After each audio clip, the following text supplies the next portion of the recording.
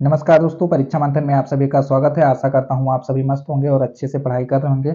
आज हम हिंदी का प्रैक्टिस सेट नंबर 1 देखेंगे, जो आरओ एग्जाम और जूनियर असिस्टेंट एग्जाम के लिए अत्यंत महत्वपूर्ण है और जिसमें भी हिंदी का पोर्शन आता है उसके लिए अत्यंत महत्वपूर्ण है।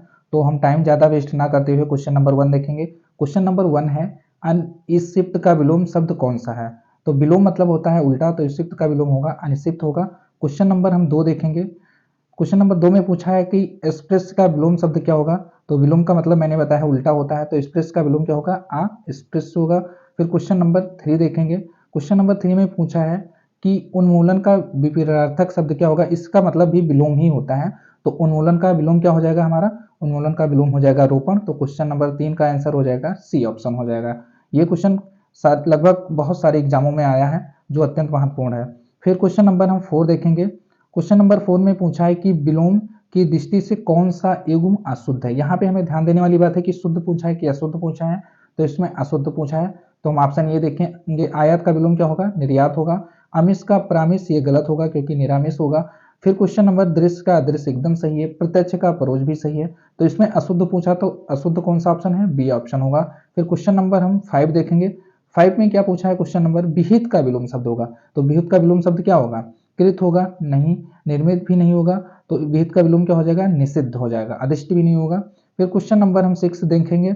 ये बहुत प्रचलित विलोम है और लगभग जो भी एग्जाम होते हैं, वनडे एग्जाम में भी लगातार आता है कि वादी का विलोम शब्द क्या होगा? तो वादी का विलोम शब्द क्या होगा? प्रतिवादी होगा। फिर हम अगला क्वेश्चन देखेंगे। क्वेश्चन नंबर 7 देखेंगे। अंतर्मुखी का विलोम क्या होगा? तो अंतर्मुखी का विलोम, अंतर्मुखी मतलब होता है केंद्र की ओर, और केंद्र की ओर, तो अंतर्मुखी का विलोम हो जाएगा बहिर्मुखी। फिर क्वेश्चन नंबर हम 8 देखेंगे। अवर का विलोम क्या होगा? अवर का विलोम शब्द होगा प्रवर होगा। लघु नहीं होगा, सुवर भी नहीं होगा, कनिष्ठ भी नहीं होगा। फिर क्वेश्चन नंबर 9 देखेंगे। 9 में लिखा है अतिवृष्टि का विलोम शब्द क्या होगा? तो अतिवृष्टि का विलोम शब्द होगा अन्नावृष्टि। और फिर क्वेश्चन नंबर हम 9 देखेंगे। अपशकुन का विपरीतार्थक शब्द क्या होगा? तो अपशकुन का विपरीतार्थक मतलब होगा शकुन होगा।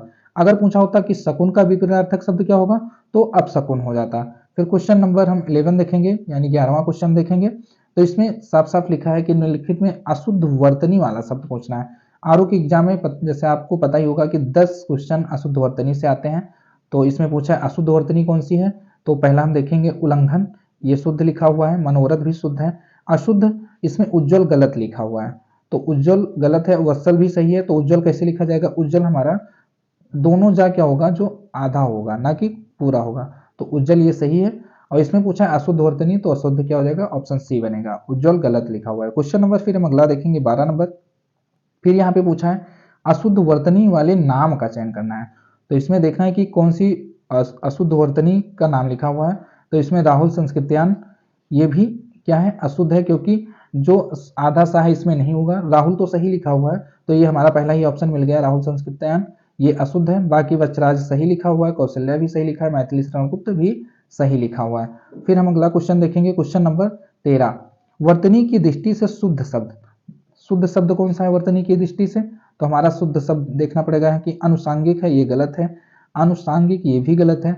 आनुषांगिक, ये भी सही है।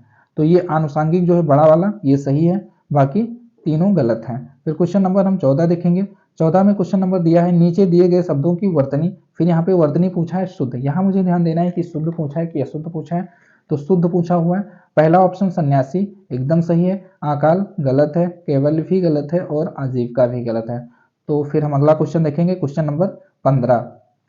इसमें पूछा है 15 नंबर क्वेश्चन में, इन सब तथ्यों से अनभिज्ञ, मतलब ये जो लिखा हुआ इन सब तथ्यों से अनभिज्ञ है जो रेखांकित शब्द से सही वर्तनी का, इसमें हमें क्या करना है? सही वर्तनी का चयन करना है। तो हमारा इसमें सही वर्तनी कौन सा लिखा है? अनभिज्ञ। पहला ऑप्शन अनभिज्ञ एकदम गलत है। अनभिज्ञ दूसरा ऑप्शन हमारा बिल्कुल सही है। और तीसरा ऑप्शन भी गलत है। चौथा अनभिज्ञ भी गलत है। क्वेश्चन नंबर 16 देखेंगे।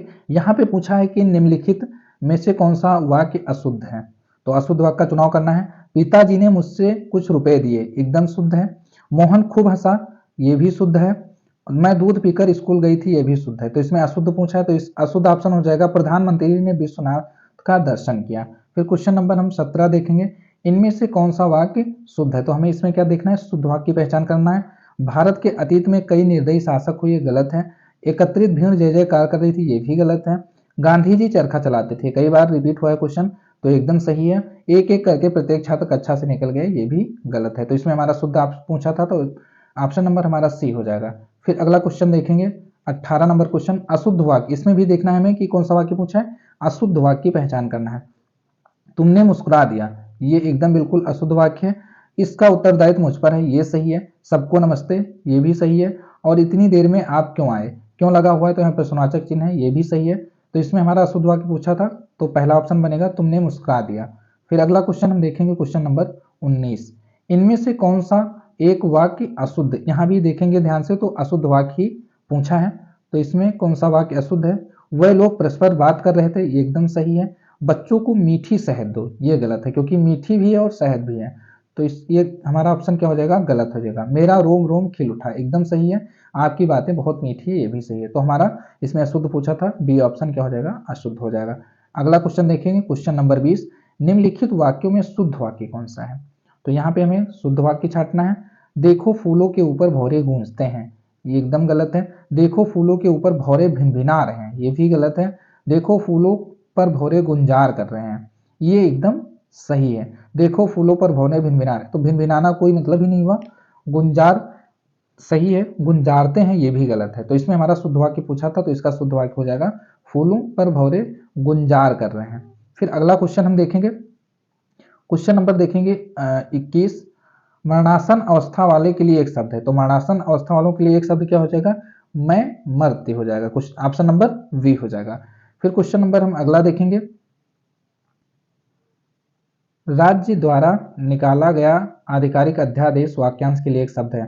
तो क्या हो जाएगा, अध्यादेश हो जाएगा। आप लोग पता ही होगा कि जो राज्य का राज्यपाल होता है वो भी अध्यादेश जारी करता है, और जो भारत का राष्ट्रपति होता है वो भी अध्यादेश जारी करता है। तो आप लोग बताएंगे किस आर्टिकल में अध्यादेश राष्ट्रपति जारी करता है, और किस आर्टिकल में अध्यादेश गवर्नर जारी करता है, जो राज्य का राज्यपाल होता है। फिर हम अगला क्वेश्चन देखेंगे, क्वेश्चन नंबर 23 देखेंगे, दिए गए वाक्य के लिए एक शब्द बताइए कष्ट से संपन्न होने वाला। मतलब कष्ट से संपन्न होने वाला, कष्टकारी एकदम गलत है, कष्टप्रद भी गलत है, कष्ट साध्य ये एकदम सही शब्द है। फिर अगला क्वेश्चन देखेंगे, क्वेश्चन नंबर 24 देखेंगे, जो व्यर्थ की बातें करता हो, मतलब जो अत्यधिक बोलता हो, तो इसे हम क्या कहेंगे, वाचल कहेंगे। ये भी बहुत बार क्वेश्चन रिपीट हुआ है। फिर अगला क्वेश्चन हम देखेंगे, क्वेश्चन नंबर 25 देखेंगे, पेट की आग को एक शब्द में क्या कहेंगे। तो पेट की आग को एक शब्द में क्या कहेंगे, जठा राग्र कहेंगे। कई बार आया है, दावा राग्र नहीं कहेंगे, मंदराग्र नहीं कहेंगे, बड़ावाग्र भी नहीं कहेंगे।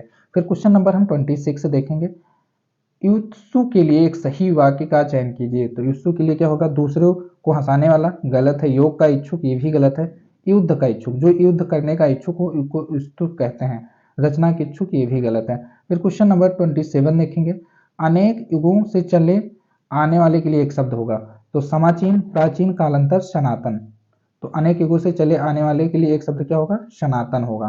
फिर क्वेश्चन नंबर हम 28 देखेंगे, पश्चिम और उत्तर दिशाओं के मध्यस्थ कोण को क्या कहते हैं। पश्चिम और उत्तर दिशाओं के मध्यस्थ कोण को क्या कहते हैं, ईशान, गलत है। नैऋत्य भी गलत है।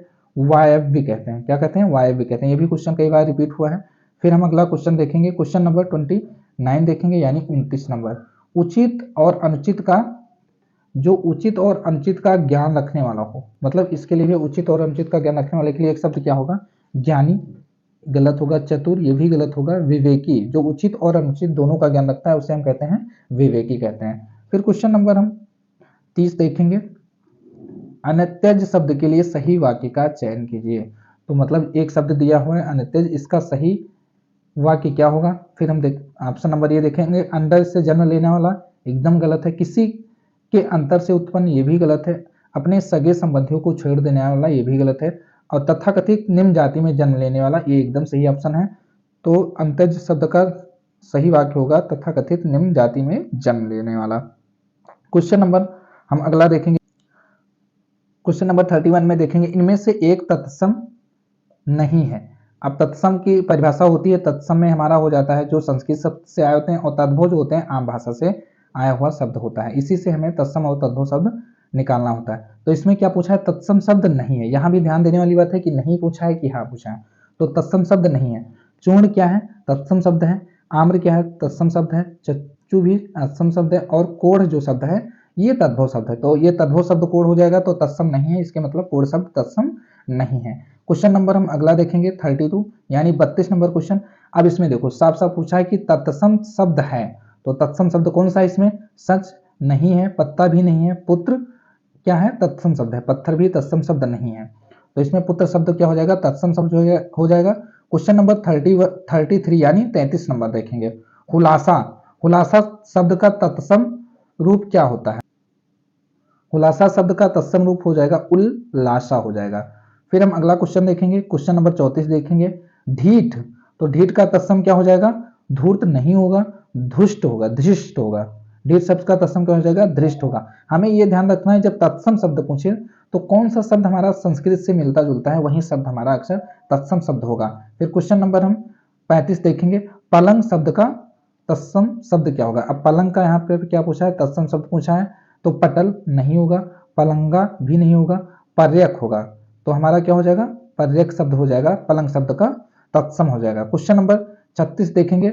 घोटक का, अब यहाँ पे क्या पूछा है, तत्सम नहीं पूछा है, तद्भव रूप पूछा है। घोटक का मतलब क्या होता है, तुरंग नहीं होता है, अश्व भी नहीं होता है भी नहीं होता है। घोटक मतलब क्या होता है, घोड़ा। ये भी कई बार क्वेश्चन रिपीट हुआ है आरओ के एग्जाम में, और जूनियर असिस्टेंट अदर एग्जाम में भी कई बार रिपीट हुआ है। फिर अगला क्वेश्चन हम देखेंगे, क्वेश्चन नंबर देखेंगे 37 यानी 37 नंबर।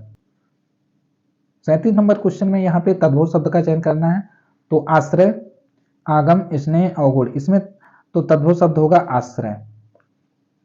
फिर क्वेश्चन नंबर 38 यानी 38 नंबर देखेंगे। अकार शब्द का तद्भव पूछा हुआ है, तो अकार शब्द का तद्भव हो जाएगा अकाम नहीं होगा, अकारत भी नहीं होगा, अकाज जो है अकार शब्द का तद्भव होगा।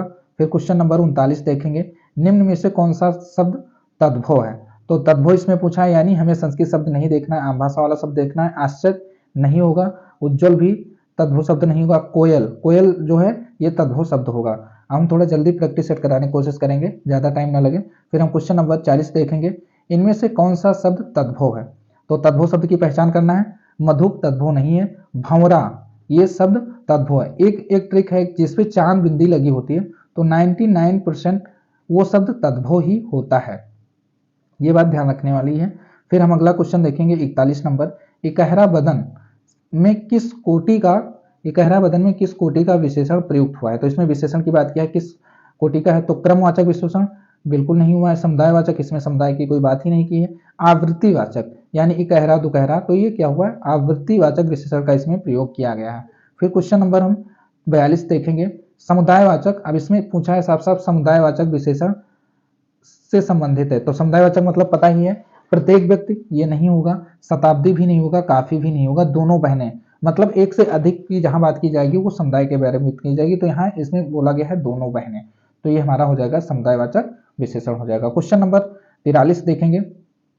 दंगों में बहुत से लोग घायल हुए, इस वाक्य में कौन सा विशेषण निहित है, तो दंगों में बहुत से लोग घायल हुए, इस वाक्य में कौन सा विशेषण है, तो गुणवाचक नहीं होगा, सार्वजनिक नहीं होगा, बहुत से लोग मतलब कोई उसकी निश्चित संख्या नहीं, तो ये हमारा हो जाएगा अनिश्चितवाचक, अनिश्चित संख्यावाचक विशेषण हो जाएगा। फिर क्वेश्चन नंबर देखेंगे 44। 4 लीटर, यहाँ पे लिखा है 4 लीटर दूध में कौन सा विशेष होगा, तो एक होता है विशेषण और एक होता है विशेष, तो इसमें हमसे पूछा है विशेष के बारे में पूछा है, तो हमारा जो दूध होगा वो क्या हो जाएगा, विशेष हो जाएगा। फिर क्वेश्चन नंबर अगला देखेंगे 45 नंबर। निम्नलिखित शब्दों में से कौन सा विशेषण है, तो विशेषण इसमें पूछा है, कटक विशेषण नहीं, चुनौती भी विशेषण नहीं, क्रुद्ध जो है हमारा क्या है, विशेषण शब्द है। फिर क्वेश्चन नंबर 46 देखेंगे। उसका लड़का लंबा है, तो उसका लड़का लंबा है में विशेषण का चयन कीजिए।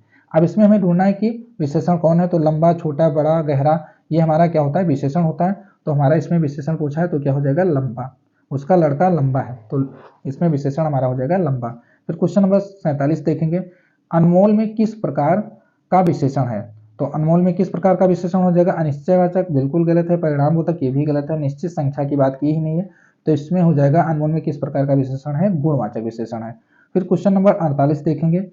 निम्नलिखित में विशेष विशेषण युगों में से कौन सा एक गलत है, हमें ध्यान देना है एग्जाम में कि पहले विशेष के बारे में पूछा है, विशेषण के बारे में, तो यहाँ पहले विशेष और विशेषण युगों में से एक गलत पूछा है, तो देह एवं देहिक ये एकदम सही है, सूर्य और सौर ये भी सही है, जल और जलीय ये भी सही है। तो इसमें गलत पूछा हुआ है, तो इसमें गलत कौन सा है? सुख और शौक, ये गलत है।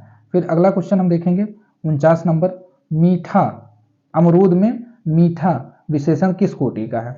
तो व्यक्तिवाचक है नहीं, कोई मतलब ही नहीं है व्यक्तिवाचक, परिणामवाचक भी नहीं है, संख्या से रिलेटेड नहीं है, तो मीठा शब्द क्या हो जाएगा? गुणवाचक विशेषण हो जाएगा। फिर अगला क्वेश्चन देखेंगे, क्वेश्चन नंबर 50, वो श्रेष्ठ उपासक है, में विशेष से पूछा है, विशेषण नहीं पूछा, इसमें विशेष पूछा है, तो हमारा विशेष हो जाएगा उपासक। अगर विशेषण पूछता तो विशेषण में हमारा हो जाता श्रेष्ठ, लेकिन यहाँ पे हमसे पूछा है विशेष के बारे में, तो हमारा आंसर हो जाएगा उपासक। फिर क्वेश्चन नंबर 51 देखेंगे, इनमें से कौन सा एक शब्द मछली का पर्यायवाची नहीं है? तो इसमें क्या क्या है? मछली का पर्यायवाची नहीं है वो शब्द पूछा है। मत्स्य मछली का पर्यायवाची है, मीन भी है और सफरी भी है, तरणी जो है ये मछली का पर्यायवाची नहीं है। फिर हम क्वेश्चन नंबर 52 देखेंगे, मृगनेंद्र का पर्यायवाची शब्द है, तो मृगनेंद्र का पर्यायवाची शब्द क्या है?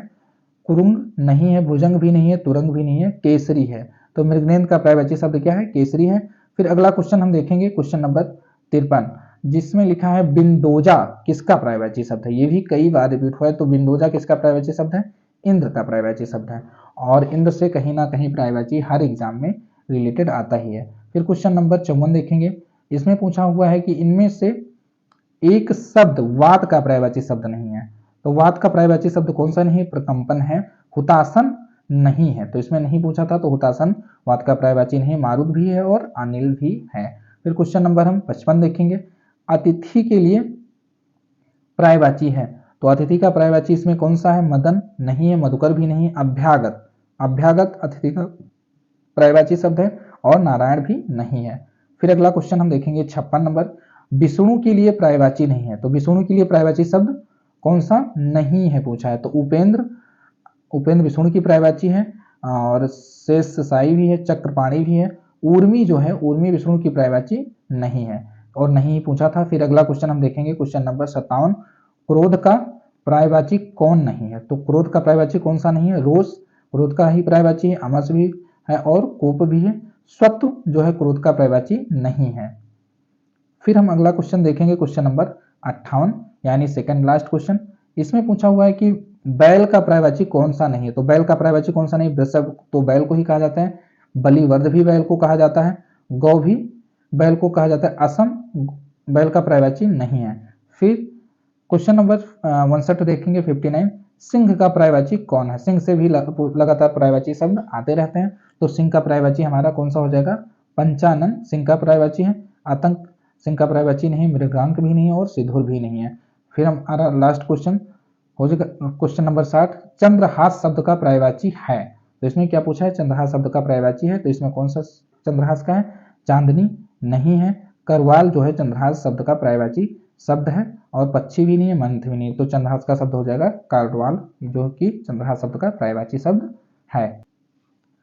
तो आप लोगों का टेस्ट कैसा रहा? आप लोग अपना टेस्ट बताएं। ये टेस्ट पहला टेस्ट था, और ऐसे ही हिंदी के जब तक एग्ज़ाम होता है, मान के चलो अपना एग्ज़ाम जुलाई के बाद ही होगा, तो तब तक हम 10 से 15 टेस्ट हिंदी के कराएंगे। आप लोग बताएं कि टेस्ट कैसा रहा, और चैनल को सब्सक्राइब कर लें, जिससे सभी टेस्ट आपको मिलते रहें। फिर धीरे धीरे हम जीएस का भी टेस्ट डालेंगे, और जो फुल लेंथ का टेस्ट होगा। जय हिंद दोस्तों।